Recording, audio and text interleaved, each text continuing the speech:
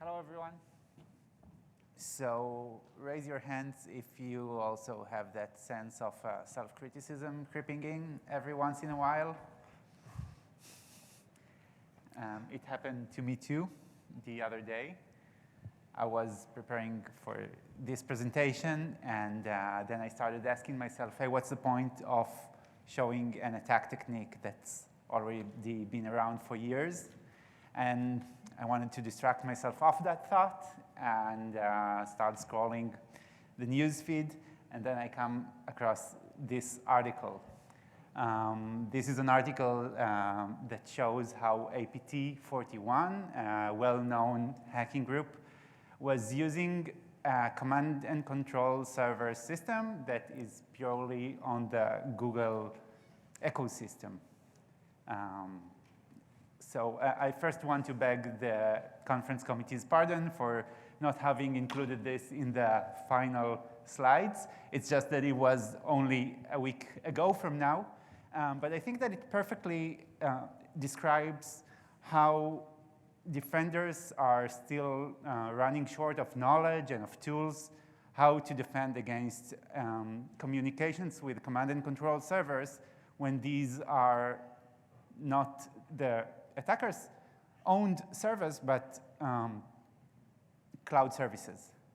And this goes both for my sense of self-criticism, but also for you today to know why we're here. So we're going to talk about these sorts of attack techniques that we call living off the cloud attacks, but you'll hear more about that later. We'll understand what's so special about them, why they are tricky to detect, and what we can still do about it.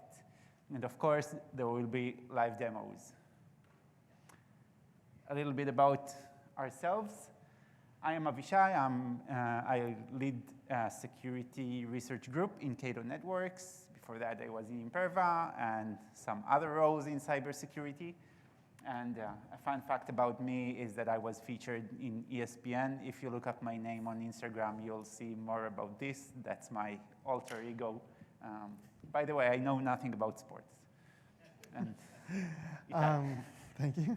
My name is Itai Maor. I'm the Senior Director of Security Strategy at Cato Networks. Previously the Chief Security Officer for Insights, worked at Trusteer IBM, and was the head of the Cyber Threats Research Lab for RSA Security. I've been speaking here at RSA for, I think it's about 15 years now, and it's great to be back. We decided on fun facts, so I don't know if it's such a fun fact, but I was kicked out of my first job interview. So exactly 20 years ago, during my second year of studies in computer science, I went to a job interview, which I realized after 15 minutes wasn't for me. So I was there just to gain the experience of getting the interview. At some point, the interviewer asked me if I can tell him what is the difference between TCP and UDP. And I told him, no, but I can tell you what they both have in common. He said, OK, what do they both have in common? I told him that I don't know anything about either of them. And I'm glad you found it funny. He did not. And I want to say we parted ways mutually, but it was, we just parted ways. And as Avishai said, we're going to be talking about living off the cloud attacks. So a quick intro, and you'll notice here 2008 to 2021. Well, this is not, as Avishai said, a new topic. In fact, there's been attacks similar to living off the cloud attacks for many years now, not as advanced as we're going to demonstrate today, but similar in nature. I will apologize in advance and tell you that poor Avishai had to go through all my stupid memes and slides that I add into my presentation. So we do have several memes as part of this presentation. And this was basically me when Avishai was talking to me about the attacks that he was creating and actually replicating what attackers are doing. And when he described it to me, I was a little bit confused at first because I know what cloud services are. I know how they're embedded into everything that we do today.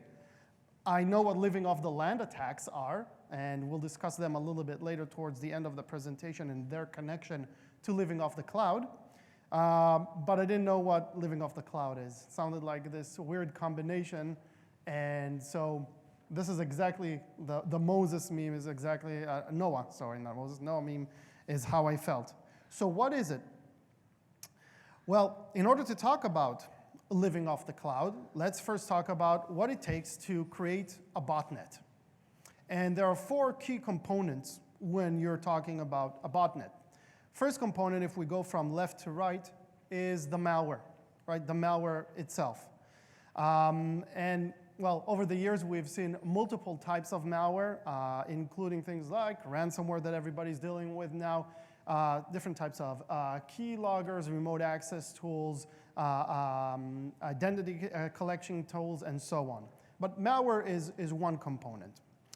Next component is the bidirectional communication. Once you have a piece of malware and you're infecting somebody's system, computer, server, whatever it is, you need to communicate with it.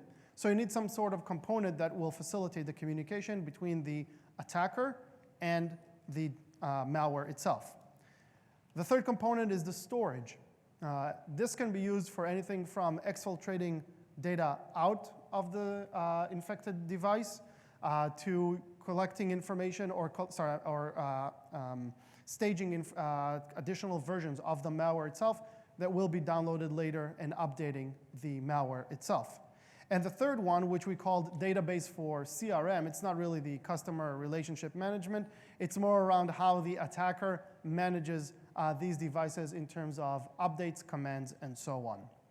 Now, what's different about what we see today is, well, historically, if you're familiar with malware attacks, these components could reside all on one server that the attacker owned or took ownership of, or they could be on different, the more sophisticated attackers had them distributed on different servers. Except for the malware, of course. Except for the malware, which was, of course, on the victim's device. Today, with living off the cloud, you can actually have these 3 components, the 3 main components for command and control, living off the cloud and not on a designated or hijacked server, as we're going to see a little bit later. Now, taking you 14 years back, I think it said when I copied this article, some articles from the past that talked about how cloud components can't be trusted. Richard Stallman, for all of you who are familiar with, I think still is actually, a very vocal around his thoughts around cloud. Some of my favorite quotes here is, when is this idiocy going to stop? Well, it's happened. It's not complete gibberish, and actually we see huge adoption rates today. But this also generated some really nice memes, especially the yelling at the cloud, which was so relevant for this one. I didn't grade this. I found this on the internet. Of course, if you look at it today, I can overload you now with statistics and articles that talk about digital transformation and how the cloud is actually helping companies. But I think what's the most important thing here are not all the upwards trending lines in graphs that you see here, although they're good. It's this. It's the conclusion that companies today trust, which is one of the most important elements that we're going to talk about today. They trust cloud applications, and they are a core component of everyday work. I can't think of a company that doesn't have access to Google Drive or Salesforce or Box or Trello or whatever it is. And they trust those connections. And we'll get back to that in a minute. Let's go back 15 years. And I'm dating myself as well with these references. But as I mentioned, these attacks are not necessarily something new. I'm going to take you back to 2008. That was the first time that I've encountered a malware that was actually using a cloud service, not really a cloud service, but a website to communicate. And this is the example. This was a piece of malware that connected to a hard-coded Twitter account in order to receive, well, not really commands, but links to new websites, download new versions and commands themselves. And this is from 2000, I think the article is 2009, but I recall it as being from 2008.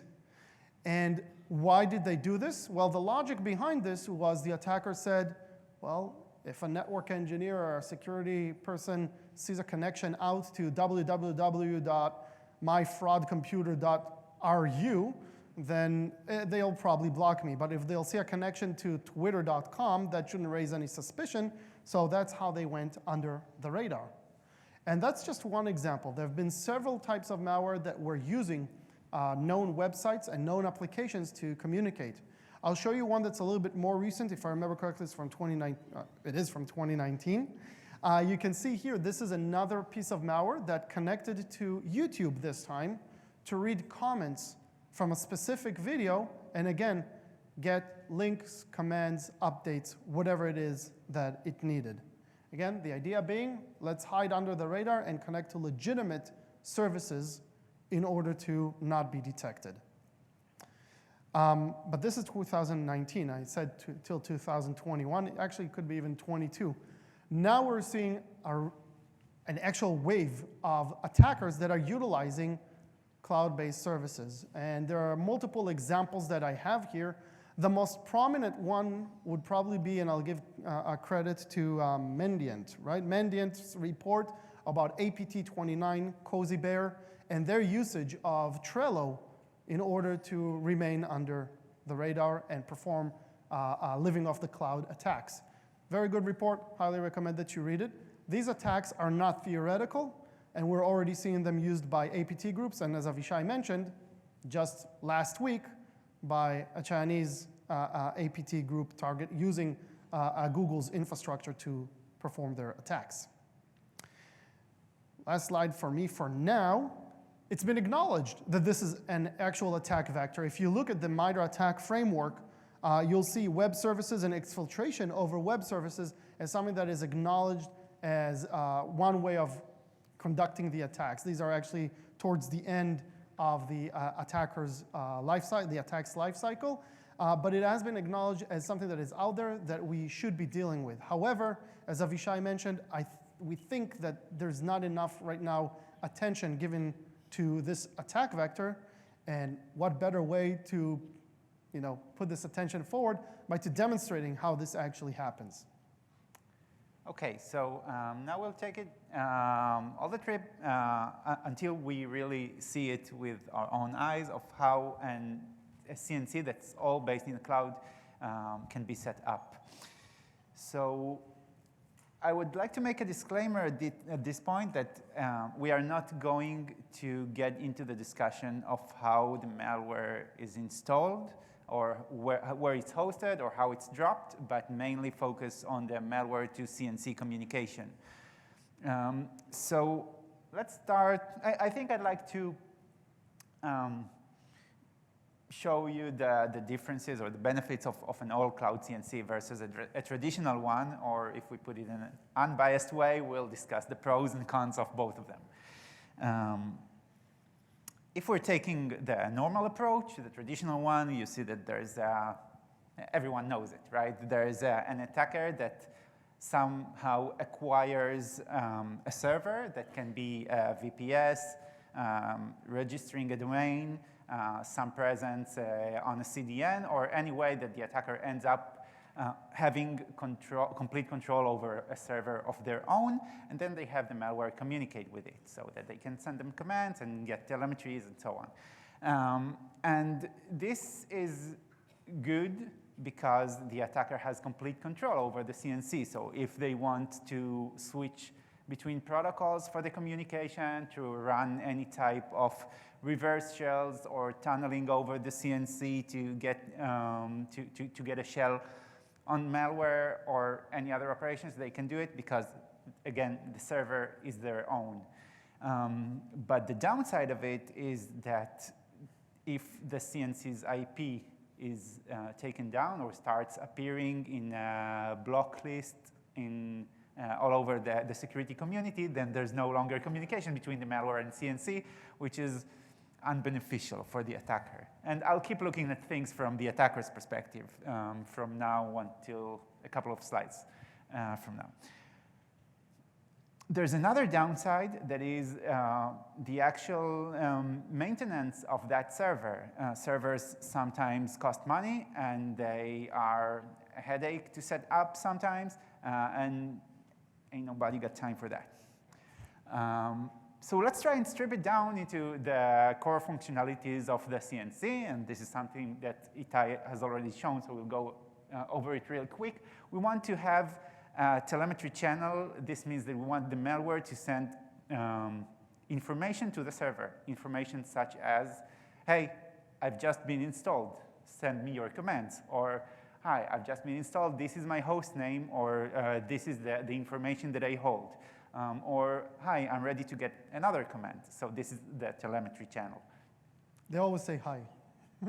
Sorry? They always say hi. On the other direction, we have the command channel. This means that we want the server to communicate to the malware. Hey, this is a piece of command that I want you to run. Or I want to get this file exfiltrated. Or I want you to scan your network. We need an exfiltration channel as well. This means that we want the malware, once it collects data, either local files or any other type of data collection, it should be exfiltrated back to the server. And of course, we don't want a single CNC for a single victim, but we want a CNC to support multiple victims. Yeah. So now let's see if Google Drive checks all the boxes of the requirements that we've just shown. OK, so we want, let's assume that there's malware that communicates via API with Google Drive, everyone's Google Drive, not the attacker's own Google Drive. How can it get a command from Google Drive? Any ideas? Sorry? Read a file. Yeah, read a file or read a folder name or any information that resides on Google Drive that malware can access would be a way to send a command or to fetch a command. So we got that. How would the malware send telemetries back to Google Drive? Same way, by writing a document and uploading it to the drive, for example. So we got that too. How would the malware exfiltrate files to Google Drive? Well, this is extremely obvious because Google Drive is a file storing system, so we got that as well. And can we support multiple victims? Yeah, let's take, for example, multiple root folders, one for each victim. So this is how the attacker would be able to manage all the different victims. So we got that as well. So it seems like Google Drive is a great candidate for being a command and control server. Let's try Trello now. Everybody familiar with Trello? Yeah. OK. Yeah, a task management system. It has lists. In each list, there are cards. That's what you need to know for now. So how malware can get commands from Trello? Any ideas? Yeah, read information, read cards that are on Trello. Check. Can malware send telemetry back? Yes, by adding cards or by modifying it. So this would be a way for the attacker to get information from the malware. And when it comes to exfiltration, it's not that Trello is a storage service per se, like Google Drive, but you can still upload attachments there. So we got that. And for supporting multiple victims, we can use multiple lists, for example. So it seems like Trello is also a very good candidate for being a command and control server. Checkboxes are nice. Let's see it in action. OK, everyone's done taking pictures. So what I have here is my Trello-based command and control server. Okay, what you see is the remains of malware that already exists on one of the victims that I have, and now I'm going to create another one. Okay, so I'm going to launch the malware. As said, I'm kind of skipping that part, so I'm launching it manually. And this is all Python-based. There's not much need to know what's the code here. It's pretty straightforward. It just communicates via API. But we will see how this can be used for malicious activities. So once we install it, we will see that another list is going to be popped. there it goes. How's the size, by the way? You want any zoom? No, you're all good. OK. And here, by adding cards, I can send commands to the victim. So I'm going to execute a bash script, which is just a directory listing to see what's there. OK? And by the way, if you have any questions, feel free to raise your hands. And if you want to show your understanding of what's going on, feel free to applause whenever you see exfiltrated files being opened. OK, so the command is done. And you see that here there's some added information on the card. What happens behind the scenes is that the malware polls from the Trello server every couple of seconds to see if there are any new commands. If there are, it executes them and then sends the output back to the server. So let's see what we got in this directory listing. Can you all read from this distance? Yeah, great. So we got a couple of directories here: Elon Musk tweet collection, Finding Nemo in 3 Easy Steps, and Hollywood Medical. I like to steal medical information, so I'm going to go for this one. And we're going to execute full directory listing of this and see what comes up. Great. So we got a bunch of X-rays, interesting, and we got an X-ray for Vincent Adultman. This is interesting. So let's exfiltrate this file. Exfiltrating it.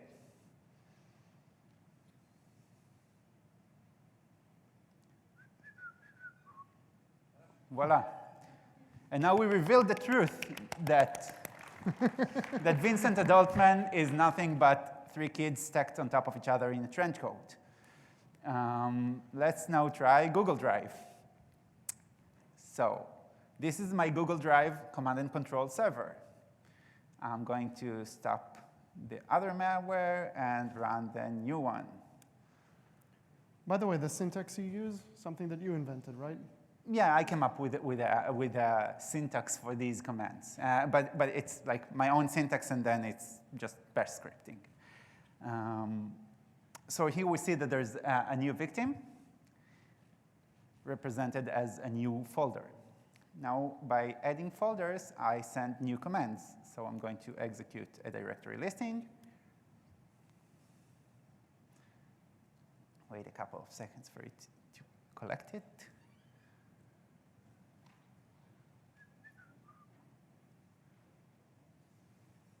Great. We got the output as a document. And we see that there's a SpaceX Starship is one of the folders, and Twitter layoff roadmap. Let's see what's in SpaceX Starship.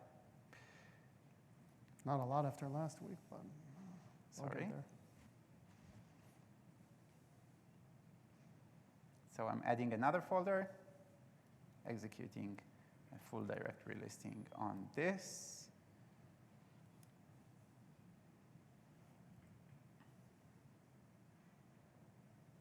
And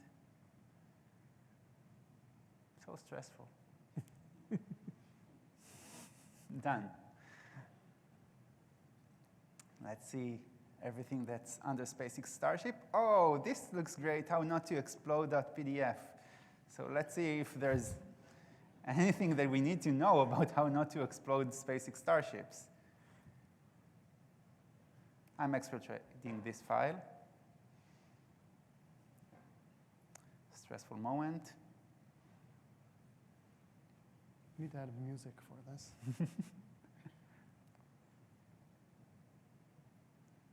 Done. And here we see that it's yet to be determined, actually. Yay! OK, break from our demos, shutting down the malware on my own computer. And so we effectively turned this traditional command and control server into a command and control server that can be, obviously we had only 2 cloud services here, but you may continue at home to keep and do the checkbox ticking game of different cloud services that you're familiar with, and you'll see that many of them allow this kind of functionality, which eventually makes them potentially a good candidate for being a command and control server. But this also has its pros and its cons. Pros, no need to set up anything. This was free. And the best thing of all is that nobody almost ever restricted the access to googledrive.com, which is perfect. It's not attributed to anything. It can go to any block listing. So we're great with this. So this is very good for us as attackers.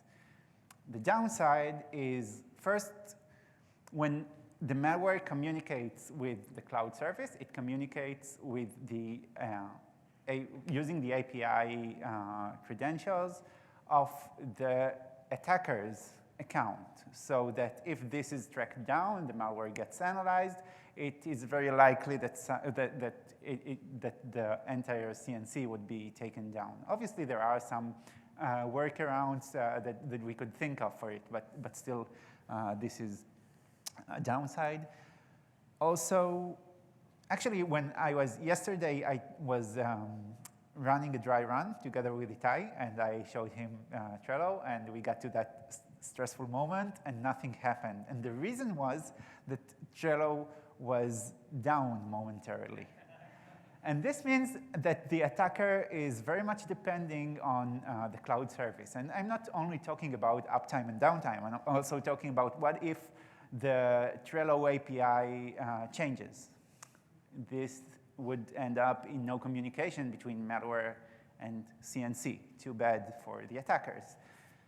Also, what happens if Google decided somehow to ban my account?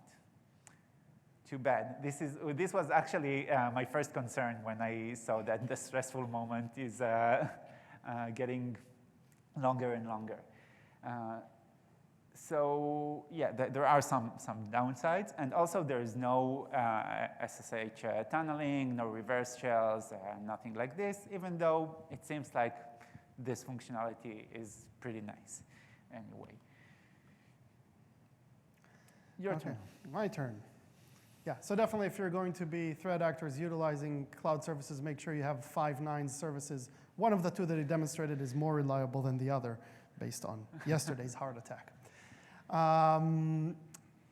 What we wanted to do in this section is kind of connect also living off the land attacks with living off the cloud, and what I mentioned, we referred to before, maybe you noticed it as PE, and that's not physical education. That's something that you'll hear about whether you like it or not for the next months and years, which is prompt engineering. We thought it would be criminal of us not to discuss just a little bit, because this technology came out after the call for speakers was already closed, ChatGPT and some of the recent advances that we've seen in this field. So what I wanted to the way I wanted to frame it is the good, the bad, and the ugly around ChatGPT. A couple of very quick examples, and then connecting it to some of the things that Avishai was just demoing as well. Again, I don't think anybody could escape the fact that everybody's now talking about ChatGPT wherever you go, all the time. And actually, it's really interesting because I want to start with the ugly, okay? It can be used for good things, it can be used for bad things. Whichever way you use it, there are issues with it that we need to acknowledge. I can actually think of 3 different ways that ChatGPT is very similar to my, this is recorded though, to my wife, but okay, I hope she's not gonna hear this. 3 ways. Number 1, ChatGPT has sometimes the, just as when I'm arguing with my wife, there is this ability to create facts that are not really there. I'll give you an example actually from just yesterday. Yes. I was requested to speak at an event, and one of the topics there was the European Cyber Resilience Act, which I know nothing about. I took the European Cyber Resilience Act, fed it into ChatGPT, and asked it to summarize it for me in 3 points and give me 3 quotes from the act itself so I can reference it. And it did it immediately, right? Summarized it and then gave me 3 quotes. For some reason, I decided to take the first quote and check where it is in the article. And it wasn't there. So it invented that quote for me, which was kind of weird. So maybe a little bit hallucinating, but you'll get that. If it doesn't know the answer, it'll guess or guesstimate or invent information. That's number one. Number two, very similar but very different. It's super confident, just like my super confident, even when it's super wrong.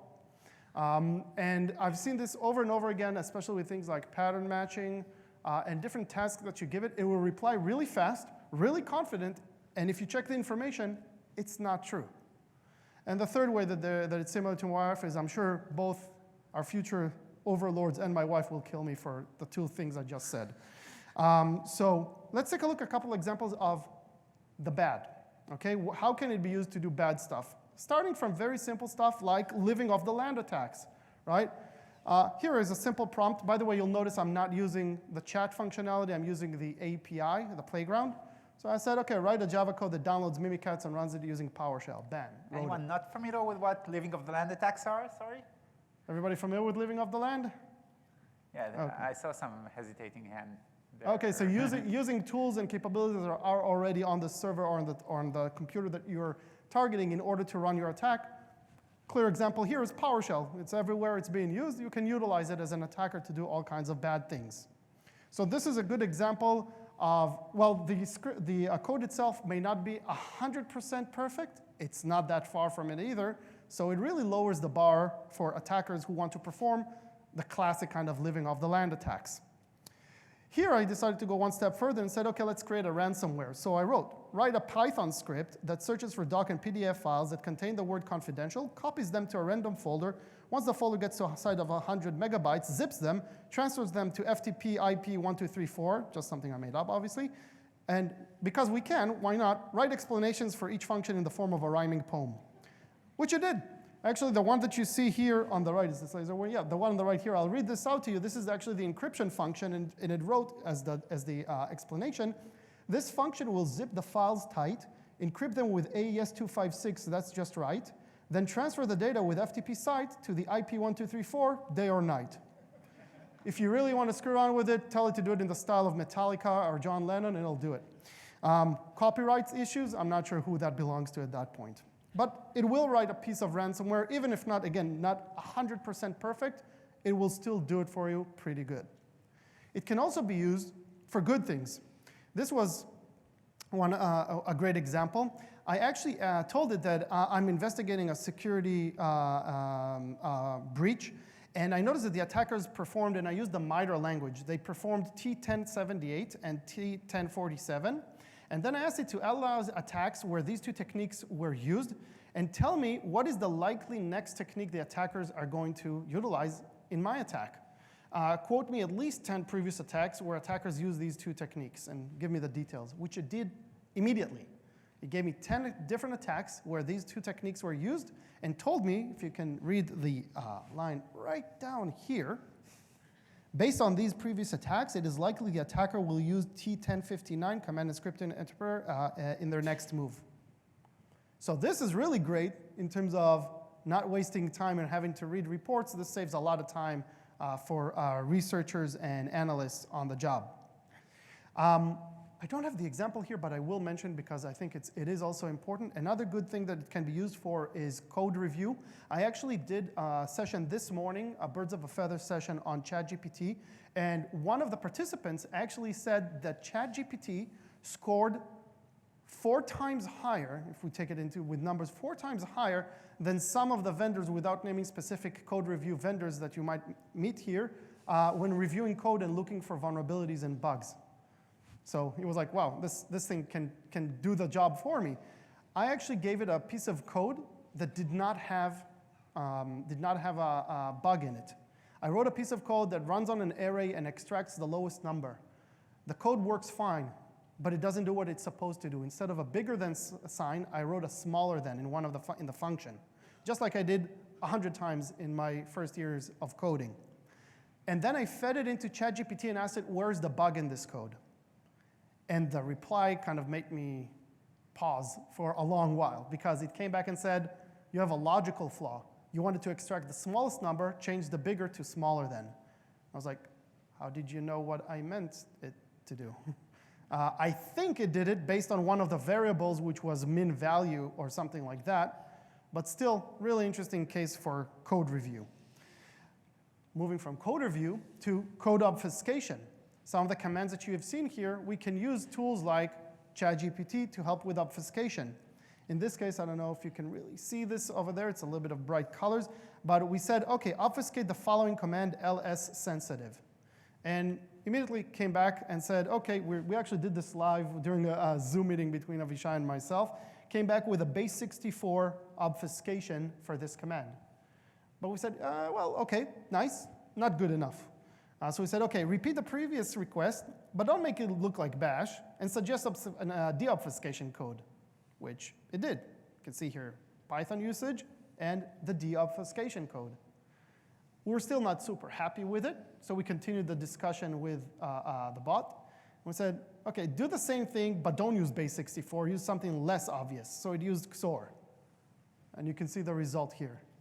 So it can be used for things like code obfuscation, which I was challenged by one of the RSA committee members to say, hey, can you show how it actually hides some of the stuff that you just shown?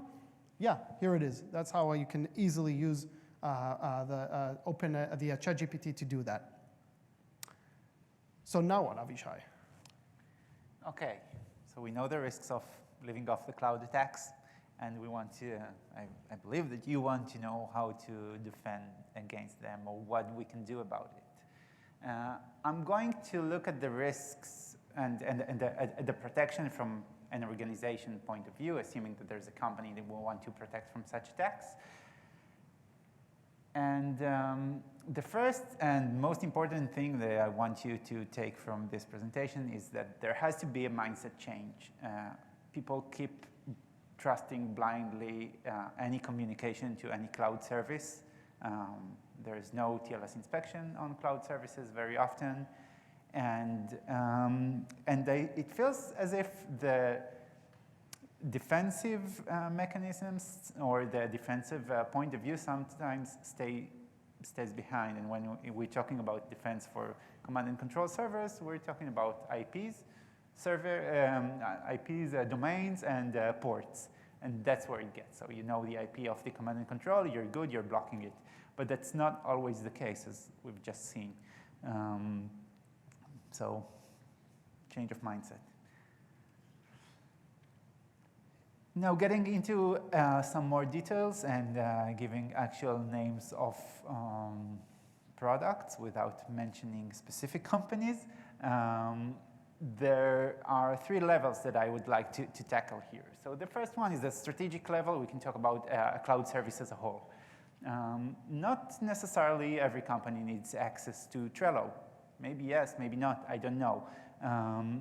But even more specifically, we can look at Mega.io. Have you heard of this service? It's another file storage service that I checked it on data in our company, and there were 0 legitimate usages of Mega.io. Whereas if you look on MITRE, you'll see that it was used so many times as an exfiltration cloud service. Or maybe pastebin.com. If you're downloading something from pastebin.com, it's very likely to be the malware downloading it and not some benign employee in a company downloading something from pastebin.com. But even if we're looking at the more mainstream cloud services, not all of them need free access from the company outside. Let's take it into another level of granularity, an account. So as said, the communication here was to an account owned by the attacker. And this would always be this way for such attacks. If companies have ways to control which accounts can or cannot access a specific cloud service, it would be very beneficial for them in terms of protecting against this sort of attacks. And this is what the industry normally calls tenant restriction. I missed the previous part. It's sanctioning and unsanctioning applications. And these are products that everyone has, or many companies have. You go down to the expo, you shout, hey, who has sanctioned and unsanctioned application support? And you get dozens of people coming at you with liquid containers and Rubik cubes. And at the tactical level, we have commands. So what we did, let's say, for example, in Google Drive was to upload files to Google Drive. Now, who said that uploading files is something within our company's policy? Maybe it's not. Or maybe it is OK to upload files, but up to a certain size, or only files of certain types, or files with types and accounts. So I think that we need to be aware of that level of granularity, of what's the cloud service that's being accessed, who the account is, and what commands are happening. And the last one can be solved or maybe mitigated by what the industry calls CASB, granular activity control. There are some more advanced techniques that we can think of. One of them is client classification. So if we're looking at my example, it was Python-based malware communicating with that cloud service. If you have any way of knowing what the client is, maybe you wouldn't want to allow any traffic that is not browser or known native clients to access Trello or to access Google Drive. So that client classification could be helpful here. API access control, this is relevant for some of the cloud services. There are some that on the server side don't have the same endpoints for client usage or for browser usage and for API usage. And maybe you want to allow, you're OK with allowing uploads to Google Drive, but not via API. The rate that was used here to access, to get commands, the poll rate was once every couple of seconds. I think that this is abnormal. So if anyone has any way of tracking what the rate is, and it's not bandwidth, because normally it's just get a request and you see what's going on there. It's very likely that there's no commands to execute, but still rate is key here. And data loss prevention, that this means that there are products, obviously, that look at the uploaded files or downloaded files and inspect them to see if there's any personal information. But this can be evaded quite easily if the attacker decides to obfuscate, maybe like Itai has shown just now, obfuscate either the commands themselves or obfuscate the files that are being uploaded. So this is only a partial solution. But I think that by combining many of these, we can try and solve the situation. Now, I know that you may ask, hey, but what about TLS inspection? You probably need TLS inspection to the cloud services for all this. And this is true, and we're not going to get into the privacy issues. You can talk about it with me later, and we'll discuss that. Right, so to finalize, before we go to Q&A, kind of review what we did. We saw some memes. But other than that, we wanted to talk about the living off the cloud attacks, how they leverage different components using the cloud in order to communicate and collect information and store. We did the demo, and we just discussed several approaches of how to fight back, specifically the three-tier approach of which service is being used, so sanctioned and unsanctioned apps, which account is being used, so tenant restriction, and what action was taken, which was you can deal with through CASB, Cloud Access Security Broker. Before we open up to Q&A, We'd like to thank you for joining this session. Come to our booth, Arcado booth, at the northern part of the conference. Also, we did not discuss the malware as we constantly said, but afterwards, if you want to, come up to us, and when I say us, I mean him, and ask for the code that he wrote. We'll be happy to provide that to test on your environment in a safe manner, of course, and use it for good stuff. But if you want the code that was used for the malware, we'll be providing that as well. With that, again, thank you very much. Any questions, we'll be happy to take. You made it super clear. That's awesome. Oh, we do have a question. Go ahead. I'm curious if you tried to do what you did during the demo with any EDR tools enabled, and if the EDR tools pick that up. Even if they were, I would disclose them. So try it at home. I can share with you the code. Okay. Sorry for that. Any other questions? Awesome. So we're giving you a couple minutes back. If you want to come and ask us and talk to us, we'll be hanging around here. Thank you very much for joining the session. Enjoy the rest of the show. Thank you.